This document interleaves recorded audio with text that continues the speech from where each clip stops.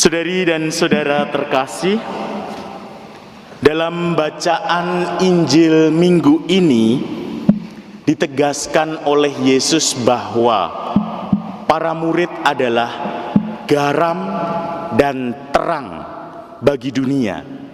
Pernyataan ini kerap dimengerti sebagai himbauan agar orang berusaha sekuat tenaga menggarami dunia dan meneranginya. Walaupun pernyataan ini bagus, ada benarnya, tetapi kalau tidak hati-hati, tafsiran seperti ini bisa disalahpahami dalam prakteknya. Mengapa? Karena dari pernyataan itu ada anggapan bahwa dunia ini adalah tempat yang hambar, yang gelap, tidak ada bagusnya, tidak ada baiknya sama sekali. Maka perlu diubah secara radikal dengan jalan-jalan ekstrim. Tentu maksud Injil bukanlah seperti itu. Injil mengajarkan hal lain, agar orang tidak terjebak dalam langkah yang salah, yakni agar para murid tidak membiarkan luntur identitasnya sebagai pengikut Kristus dan dapat ikut terlibat dari dalam, terutama tentang gerak dunia yang sedang berkembang bersama dengan orang lain. Maka dapat dikatakan pesan yang dapat kita ambil adalah para murid tetap menjadi garam yang menjadi rasa di tengah keberagaman, dan terang yang memberikan inovasi atau inspirasi dalam gerak perubahan itu. Bagaimana penjelasannya? Kita bisa melihat dari konteks bacaan. Bacaan Injil hari ini memiliki konteks pengajaran Yesus di bukit. Minggu lalu kita mendengarkan khotbah di bukit. Itu pengajaran yang pertama. Dan yang sekarang adalah pengajaran yang kedua. Maka ada 3 hal yang bisa dicatat dalam konteks. Pertama, pembicaraan mengenai garam dan terang itu menyangkut jati diri atau identitas dari para murid. Yang kedua, konteksnya adalah para murid banyak yang merasa dimusuhi oleh banyak orang karena melakukan kehendak Allah, dan bahkan banyak yang diperlakukan buruk karena Yesus. Dan yang ketiga, walau demikian, para murid diharapkan tetap dapat bersukacita dan bergembira. Dalam bahasa sekarang, tidak kehilangan jati diri atau malu sebagai pengikut Kristus. Dalam konteks inilah pengajaran garam dan terang tampil sebagai pengajaran untuk para murid, termasuk untuk kita. Kita yang mengikuti Yesus diharapkan dapat menjadi potret, dapat menjadi gambar dari Yesus itu sendiri. Kita diminta untuk berlaku sebagai garam dan terang, kendati banyak tekanan. Mungkin ada yang dimusuhi, mungkin ada yang tidak dihargai. Diharapkan kita dapat berteguh dalam kesulitan dan tidak malu menjadi orang Katolik. Inilah yang bakal membuat para murid termasuk kita berbahagia. Itu yang pertama. Yang kedua, apa yang dimaksud dengan garam dan terang itu sendiri? Disebutkan oleh Yesus, kamulah garam, kamulah terang.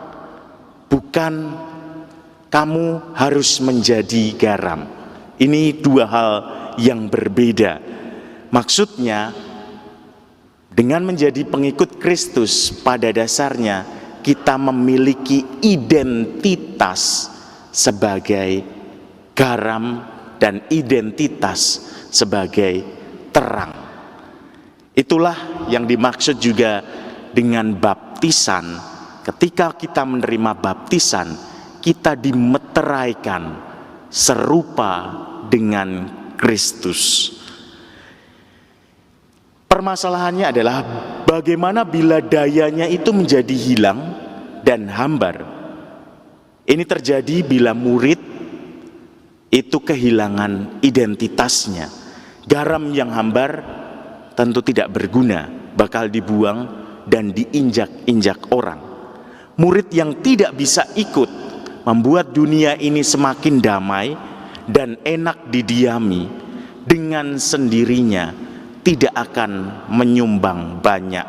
Tentu hal ini sangat disayangkan.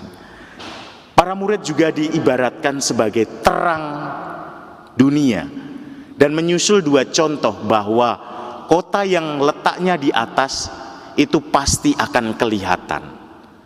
Dan yang kedua adalah lampu penerang dian itu hanya berguna ketika diletakkan di atas meja, bukan ditutupi dengan tempayan atau diletakkan di bawah. Artinya bahwa kita semua memiliki potensi, memiliki apa yang menjadi talenta, tetapi kalau itu ditutup-tutupi terus, sama saja tidak akan ada gunanya sama sekali. Para murid memang ada di tempat yang memungkinkan mereka bisa menerangi seluruh ruangan. Hidup para murid bukanlah urusan soal kesempurnaan pribadi saja, tetapi hidup yang dapat keluar, dapat memberikan inspirasi, memberikan inovasi bagi yang lain. Dan lebih tajam lagi ayat 16 mengatakan, mereka hendaknya bersinar bagi semua orang sehingga perbuatan baik mereka dapat dilihat dan orang-orang akan memuliakan Allah. Bagaimana wujud konkretnya? Kita bisa merefleksikan lewat bacaan pertama dan bacaan kedua yang tadi sudah kita dengarkan. Dalam bacaan pertama tadi diterangkan sifat terang atau sifat manusia sebagai terang adalah manusia yang dapat melakukan perbuatan baik.